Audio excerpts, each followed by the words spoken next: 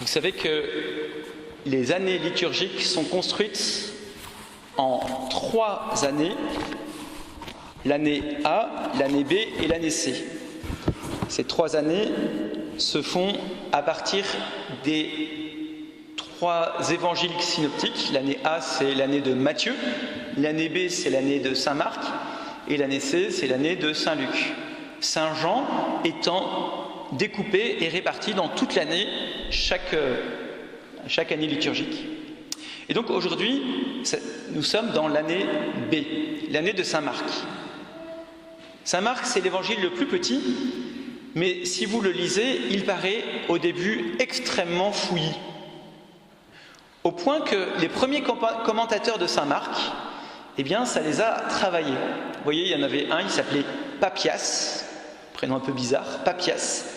Donc, dans les tout débuts de l'Église, il dit « Oui, c'est vrai que c'est un peu fouillis, mais c'est normal parce que Saint Marc était le copain de Saint Pierre, et Saint Pierre, il aimait beaucoup parler, il racontait un peu dans tous les sens, et Saint Marc, il a noté comme il a pu. » C'est à peu près comme ça que Papias présente l'évangile de Marc.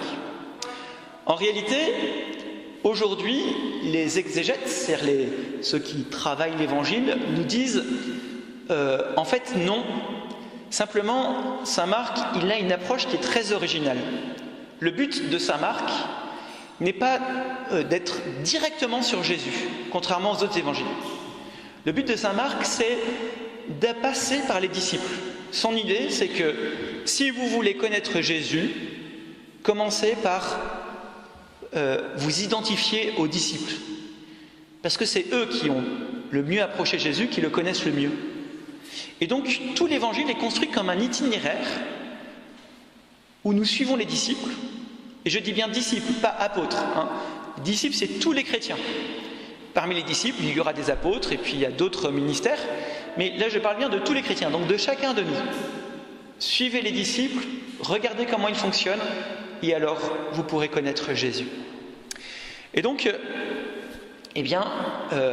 voilà, nous avons aujourd'hui le premier moment où Jésus appelle ses disciples. Donc soyons bien attentifs, puisque c'est là où se joue notre vie chrétienne.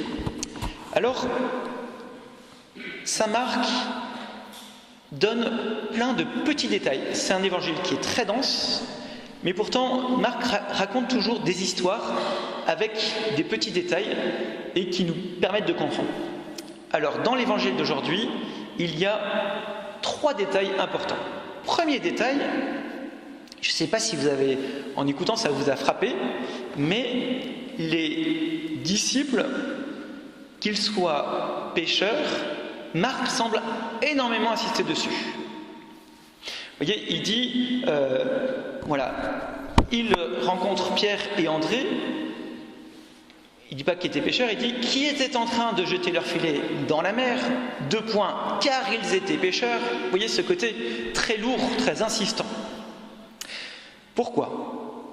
Eh bien, en fait, si je vais dans le texte grec, je peux traduire le fait de jeter les filets par le fait de jeter l'épervier. L'épervier, c'est une manière de pêcher. La pêche à l'épervier était en dehors de la barque. Il fallait entrer dans l'eau. Vous voyez, donc on est sur le lac de Galilée, donc ça veut dire qu'on peut rentrer peut-être 20 mètres ou 30 mètres dans l'eau, et puis on va attendre que l'orgue s'arrête. C'est bon. Il a des problèmes cet orgue. C'est bon. Donc, on va jeter l'épervier dans un lancer ample, et donc l'épervier, c'est un espèce de filet tout rond. Il va s'enfoncer dans la mer, et puis on va tirer le filet jusqu'au sol. Vous voyez, donc on est complètement en dehors d'une barque. Saint Marc donc précise, voilà, Pierre et André sont en train de pêcher à l'épervier. Pourquoi fait-il cela ? Parce qu'en fait, juste après, eh bien, Jésus va dire, voilà, vous étiez pécheurs à l'épervier, eh bien maintenant vous serez pécheurs d'hommes. Désormais, en fait, vous allez pêcher des hommes, mais attention, pas n'importe comment, à l'épervier. Vous voyez, ça c'est important. La mer, pour les Juifs, c'est le lieu mauvais, le lieu du mal. C'est le lieu où il y a le Léviathan, le monstre. C'est le lieu où la terre a été engloutie sous le déluge. C'est le lieu où la mer Rouge a englouti l'armée des Égyptiens. Donc c'est le lieu du mal.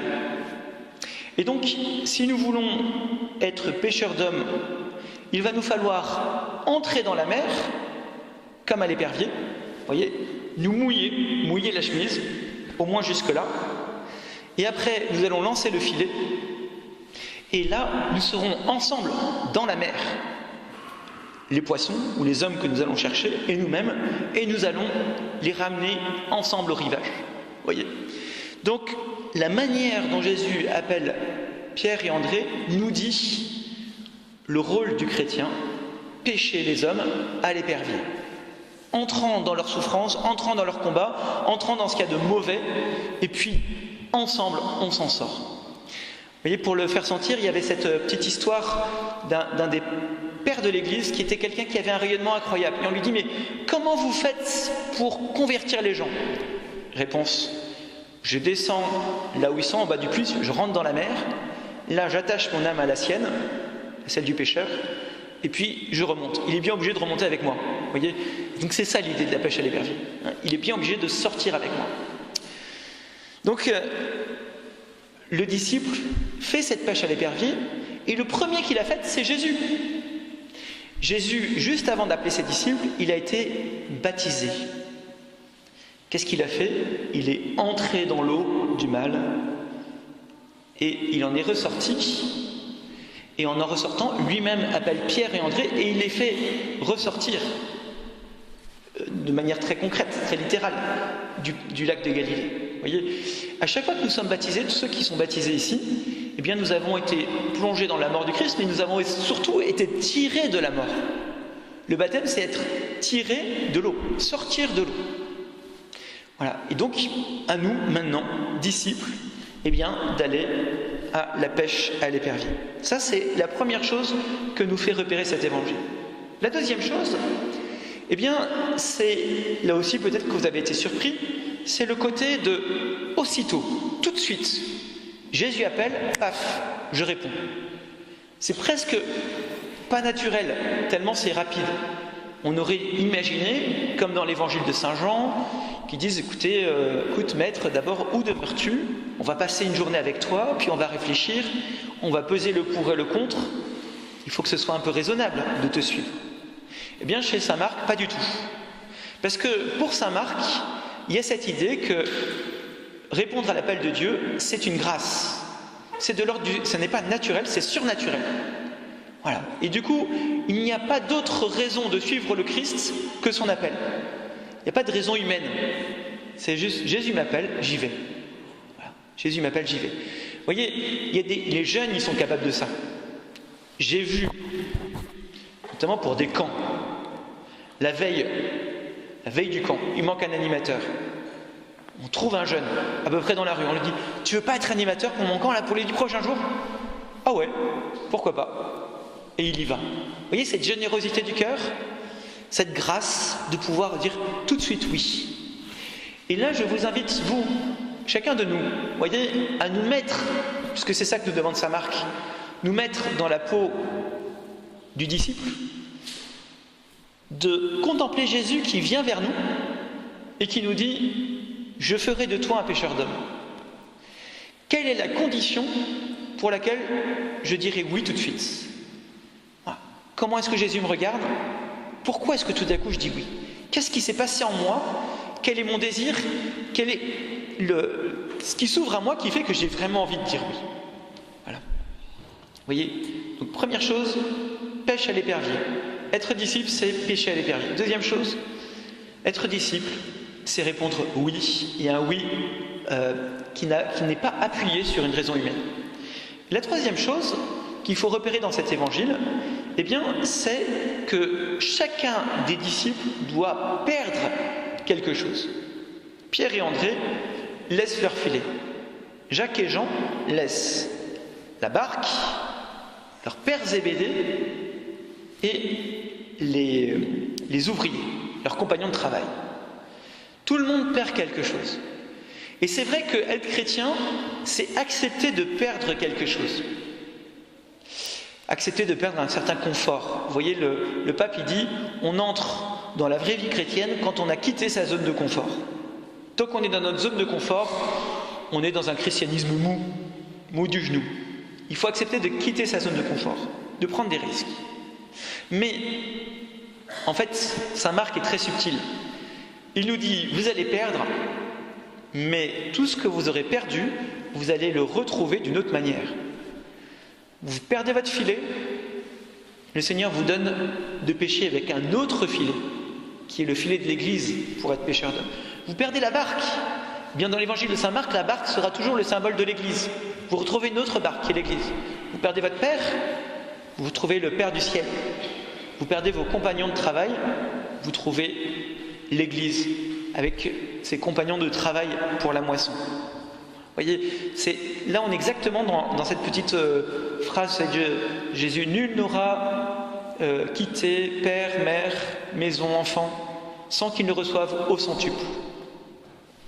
Voilà, c'est quelque chose comme ça. Je raconte toujours que ma sœur, au moment de devenir religieuse, en fait, elle avait qu'une idée, c'était de voyager. Elle voulait voyager partout. Elle s'est dit, je deviens religieuse, je vais être dans une maison toute ma vie et je ne bougerai plus. Elle rentre, donc elle perd ça, elle le laisse.